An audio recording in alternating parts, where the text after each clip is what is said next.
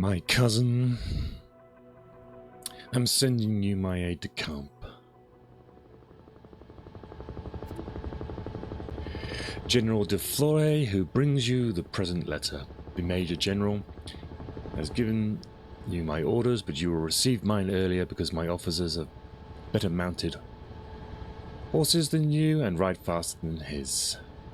You will receive the movement orders of the day, but I want to write them to you in detail because it is of the greatest importance.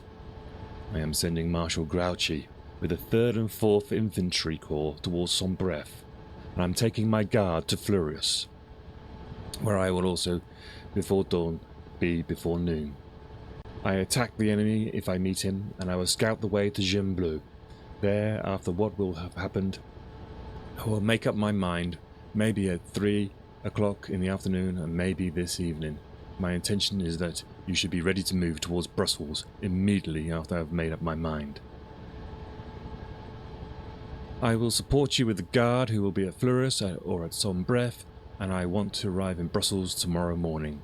You will have to move this evening after I have made my decision, early enough to be able to inform you, so that you can move 3 to 4 miles this evening and be at Brussels tomorrow at 7 o'clock.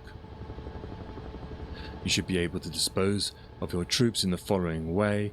1 division move to 2 miles in front of Quatre, 6 divisions around Quatre, and 1 division at Marbais. And in order to get closer to Sombref if I should need it there.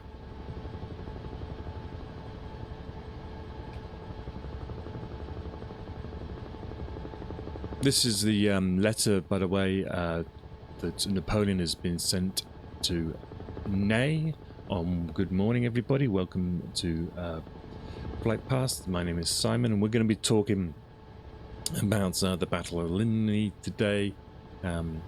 Hopefully you have been following along. And we got to the point yesterday where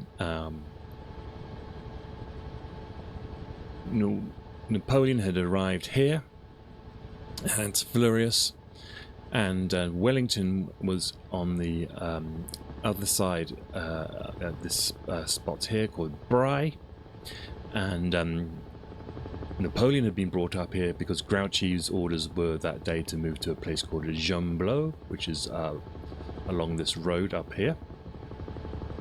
But Grouchy had found that Zeiton's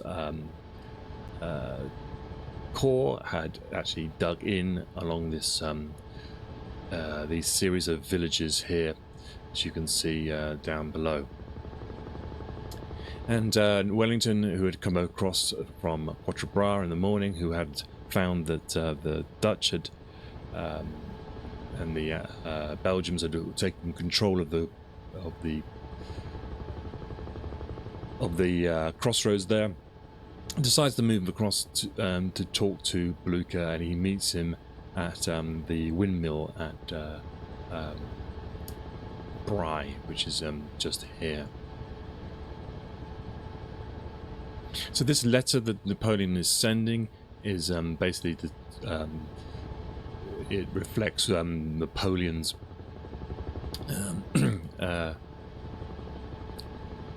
thoughts on how today, the 16th of June 1815, will pan out.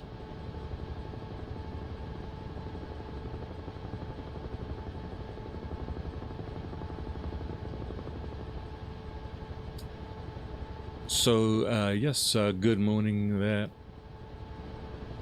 So what we're going to do today, we're going to be looking at the actions of the Battle of Ligny. To be sure, we're going to look at the battlefield in more detail, and we'll start to actually put some troop movements into the discussion that we've been having. If you're new to the channel, we use the Huey here to get some unique shots of this area here, and you can see the blue lines are basically outline the area of what the operation area that defines the 16th of June 1815.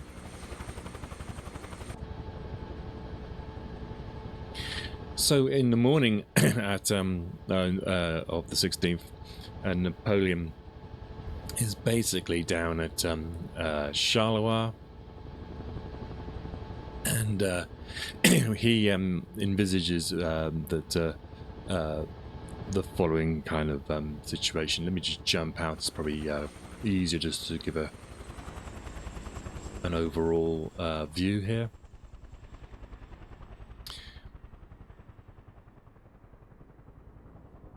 So if we head back this way, so on the 15th of June, the French have come across the border at Beaumont in 3 columns and have approached Charleroi, and they have quickly pushed through Charleroi. The Prussian corps of Ziethen didn't decide to defend this town.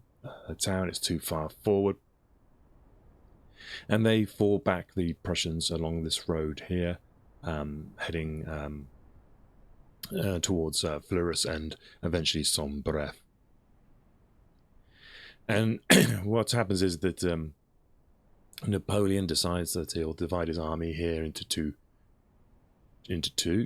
He gives Ney the instruction to take the first two corps of Rail and de Erlon and move up on the left blue lines, you can see up there. And he gives the right side of his army, this is the corps of Lebau and Gerard, to Grouchy, and he is to push the Prussians back up this line here, and he thinks it's probably all the way to a place called Jean-Blot. So if we follow this road here, you'll see this old Roman roads, and he's expecting the Prussians to fall back to this position here at Jean-Blot.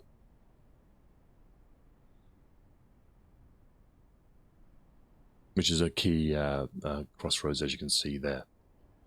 And so this is what this letter is about. He's basically saying to Ney what his intentions are, and what he has decided. If we move across to this side, he said to Ney that he wants him to push up this road from Charleroi to Brussels, and expects him, from the sounds of the letter, possibly that he's assuming that he's already captured this crossroads, but to put 6 divisions here at Quatre, move 1 division up to this village here called Genappe, which is it's got a sort of steep river there, so that 1 division is there to try to stop Wellington moving down that road, and the other division he wanted to place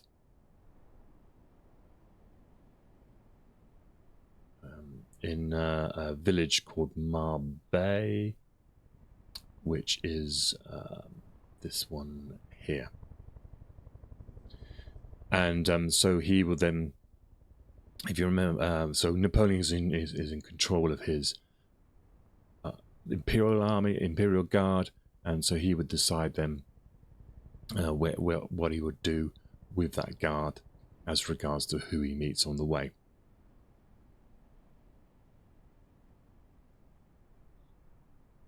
So what he says at the end of his letter is, depending on the circumstances, I will weaken the wings and strengthen my reserve. You understand well enough the importance of taking Brussels, and this could have given cause for some incidents, but because of depending on the movements of the English army, he intends to push on to try to cut off basically their supply lines to Ostend. And yeah, so that is the state of play in the morning. We left it in the last stream where Wellington had ridden down in the morning, and he's gotten to Quatre, which was we're just coming up to now, and Wellington arrives here probably around about 10 o'clock in the morning, and he finds that the French are down in a place called Fresnes, which is just here on the left, and that they're basically having their breakfast, and there doesn't seem to be much activity going on.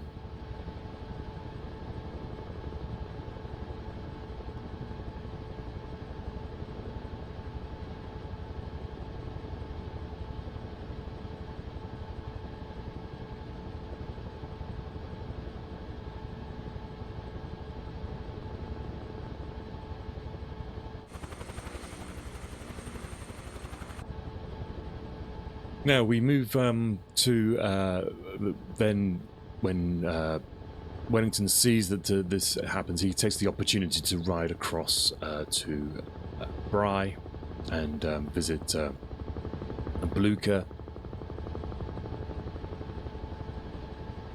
And there's a whole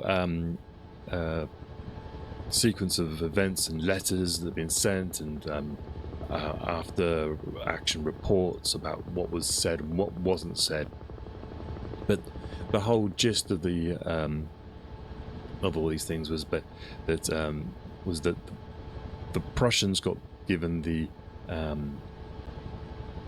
basically wanted to know whether they should stand at Sombref. This is a place that Blucher had decided to concentrate, and Wellington, either through complacency or being given false information about his own troops' positions, believed that he was in a position to get about 20,000 troops along this road here from Quatre towards Sombref to come to the aid of Blucher. Now Blucher had 4 corps in his army, and it transpired that he 3 of the corps could get to Sombref, and Boulou's corps, the 4th corps, couldn't get there. So because essentially because Wellington informs Blucher that he could get almost a corps strength of troops to him on the day, means that Blucher is more likely to decide to stand here at Sombref. And we'll look into why he's chosen this position in quite a lot of detail coming up. If Wellington hadn't said that he was prepared to come to Blucher's aid, it would have been probable that the Prussians would have pulled back to Gembloux and concentrated the whole of their army. But because Wellington has implied that he can get here, it means that Blucher is in a position then to concentrate his 3 corps that have arrived or will arrive on this day, the 16th. They've managed to, they will concentrate in the center of this battlefield and on the eastern side, leaving a space on the western side for the approach of Wellington. Now there's a whole historical argument about who said what to whom. It is I tend to sway on the side of, there's a guy called Muffling. He's a Prussian liaison officer, but he was on the Wellington's attached to Wellington's staff, and he says in his dispatches that Wellington did say he would come basically to Blucher if able, and implying that if Napoleon attacked him, then of course he wouldn't be able to. And you've got this sort of dynamic in the Prussian army. You've got this Prince Blucher. He's energetic old man, but an old hussar kind of guy. You know, basically quite an aggressive kind of leader, and compared to his chief of staff Gnasna, who's a little bit more cautious. And so there's I think Blucher and Wellington had probably a good relationship, and Gnasna didn't. And Gnasna himself was interesting because of his rank.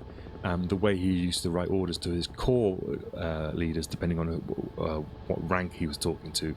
And this is one of the reasons why Bulu's corps never got down, lacked the urgency to get down here, because Gnasna's orders were a little bit please and thank you rather than orders. So, right, let's talk then about the Battle of Ligny. Now, Blucher would say to Wellington as he rode off back down the road from Bry that he would fire a single cannon if he engaged in accepted battle here. What we'll do is we'll just bend back round and start talking about the battlefield of Ligny. Now, it's a very complicated battlefield. It's not really easy to see, and so we'll have to get out of the helicopter at some point so we can get a little bit more of an oversight of it. But let me describe you where we are right now. So this Vangnelli is essentially the right flank of the Prussians. So this is the sort of furthest extent that the Prussians will get to. They leave this section here for the Wellington's army when it arrives. And what we're going to do here is we'll essentially fly down the Prussian front line and point out some places for you. So there's Vangnelli here, and then there's a place, it's a little bit confusing, it's called La Amande, and what you essentially have is a place called La Amande La Haye, or let's call it La Haye, it's kind of here, and then Allemande is this sort of larger village just here. And this actually sticks out, is on the southern side of a brook, which we're going to fly down, which is the Ligny brook. So we got Allemande here, and we fly down this brook. It actually does a sort of a 90-degree turn, comes from east to now we're now head north, and we're coming now to the village of Ligny, which is essentially this area where we are now, and the dot is. The brook then would move around to the right, and we head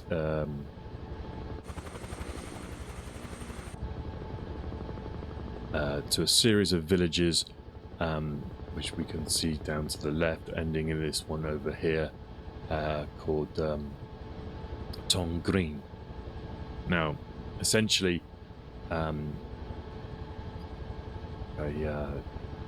just swing around again.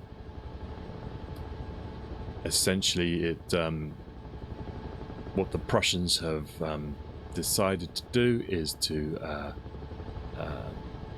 defend a line of villages that is defined by the brook of the Ligny.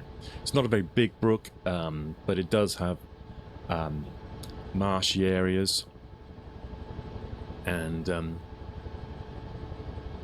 which is below us now, and so it means it's difficult to cross, essentially. Now the buildings here are made of stone at the time, and so they quite a defensive position, and because of all these little villages we see as we fly back, heading west now, is makes it a kind of a layered defense battlefield. We'll swing over around to behind the Prussian positions. We've got an important place. This is Bry. Down below us here is where the windmill is. And so this is where a lot of the Second Corps are positioned in this area here, acting as reserves to the Zeiton's First Corps. And we'll just swing now back into okay, we'll crash then. We'll swing now back towards Fleurus.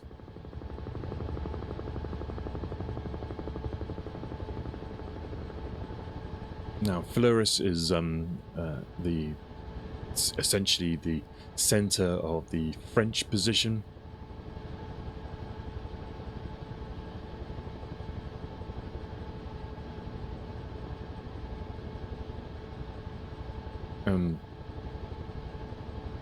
And what you get with the French position is there's two corps, the ones of Van Damme and Gerard, and essentially because of the line of the brook, then the French positions are kind of done in a sort of zigzag way.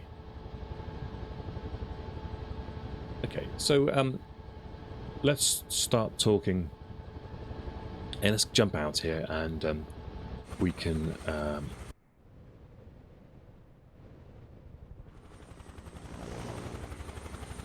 start having a detailed look.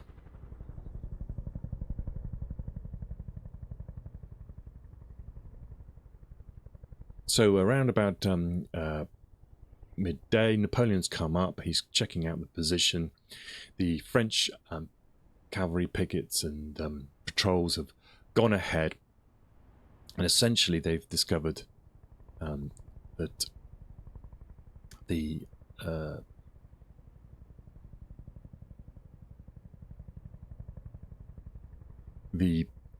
Prussians have decided not to retreat today. Now Napoleon gets himself a scaffold built. Not quite sure where that was. They talk about a place called Tomb de Ligny. Could be somewhere around here. Anyway, he managed to have a look across to the battlefield. Essentially what you can see here, and he can see that there's the First Corps of Zeiton in this position here. He can't believe his luck, to be honest, because he didn't think he could engage with the Prussians so early on, and tried to complete his mission of defeating these people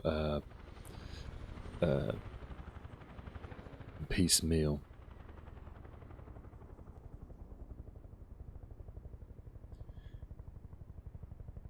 So in terms of let's just look at this battlefield from above, and we can start off on the this left side. So we're looking at the left side of the battlefield, and what we essentially have, that town on the left is called Van Naily. This is essentially the furthest right flank of the Prussians.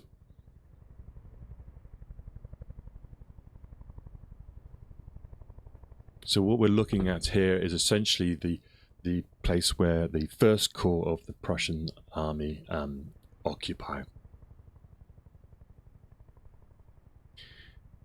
So some of the places that we're going to need to remember is obviously this is the village here of Van Nelly here, and it gets confusing because there is essentially a large village here, This is called Saint Amand.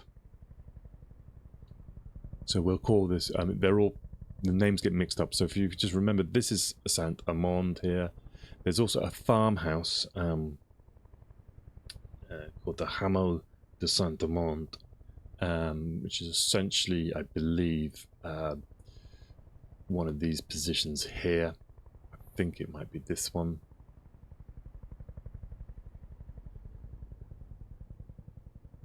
And then we have a place called La Haye. It's Saint Amand again, but it's called La Haye, and it's essentially where the brook kind of bends. I think it is.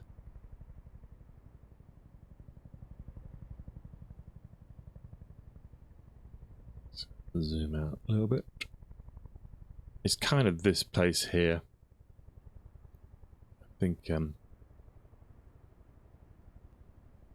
it's kind of this place in the middle. So essentially, if you remember that the Vangelis is on the left, there's a sort of Saint Amand farmhouse in the middle with La Haye behind it, and a place called Saint Amand here on the right. And you can essentially see that side of the battlefield, and how you can also see how interesting it is in that they're basically using a whole sequence of villages and hamlets and farmhouses as a sort of a cover.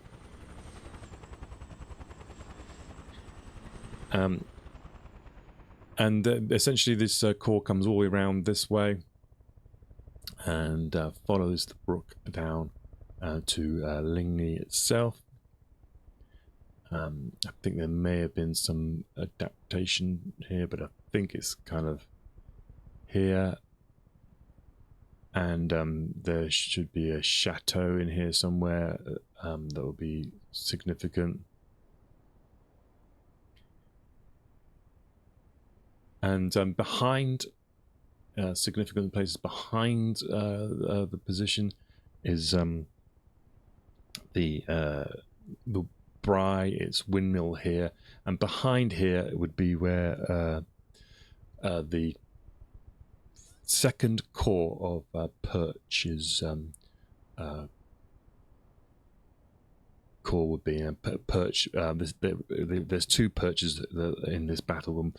The first corps, Perch is called Perch 1 because he's more senior. So Perch 1 is essentially here, behind as a sort of a reserve.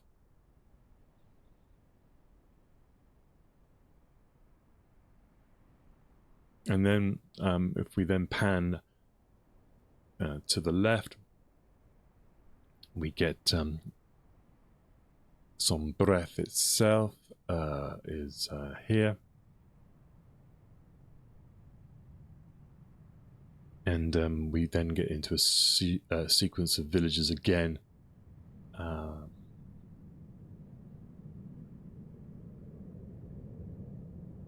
Places called Tongrinelli, Tongrin, Boigny, and Belâtre. And they kind of sort of follow along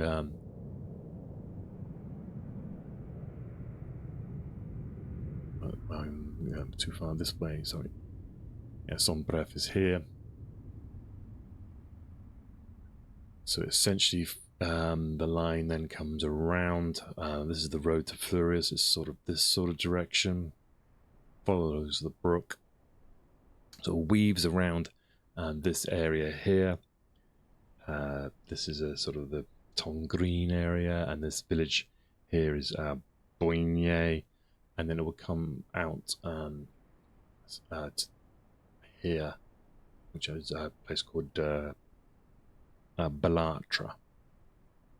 So you can see that how that stream there will define the front line of the Prussians. Now, as you can see here, this this where the straight road is here is actually a pretty cool feature, because when the French actually line up, they have Gerard's corps will essentially line up here facing west towards Ligny, and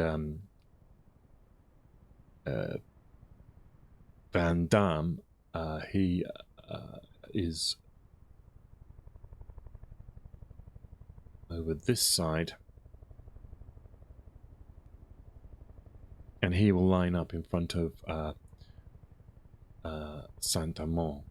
So he will be kind of here, lined up this way. So the French are actually lined up perpendicular. The two corps of Gerard and Van Damme are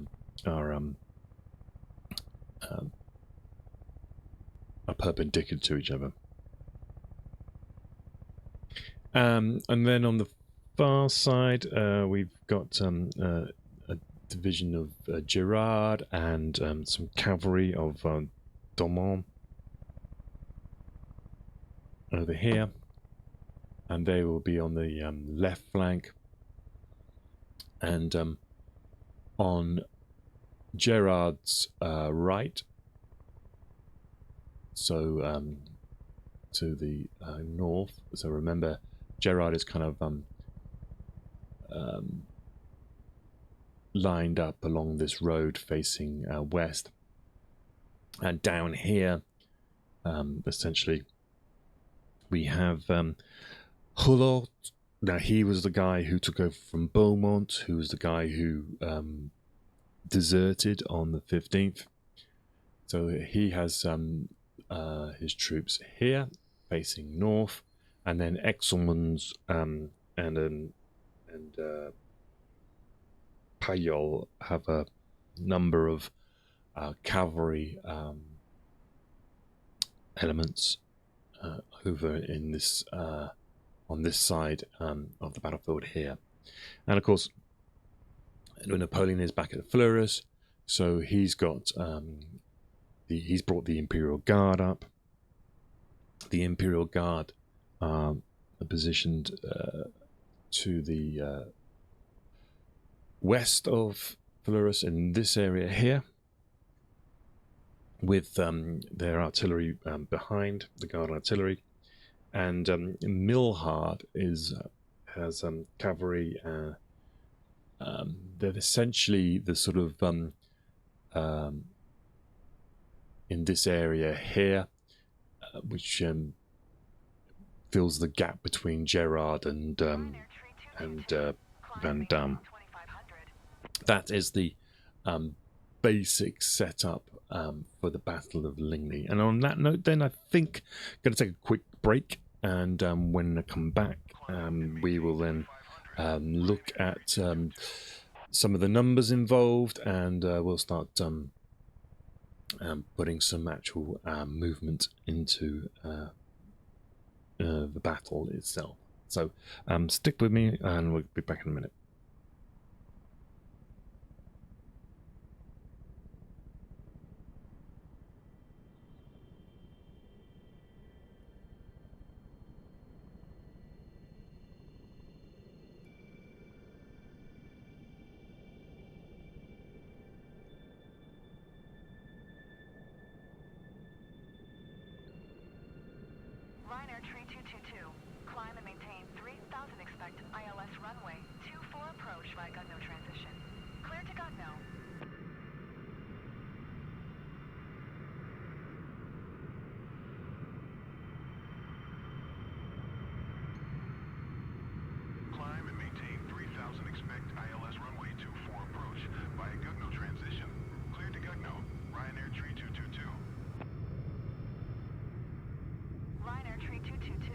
Contact Charleroi Tower on 121.305.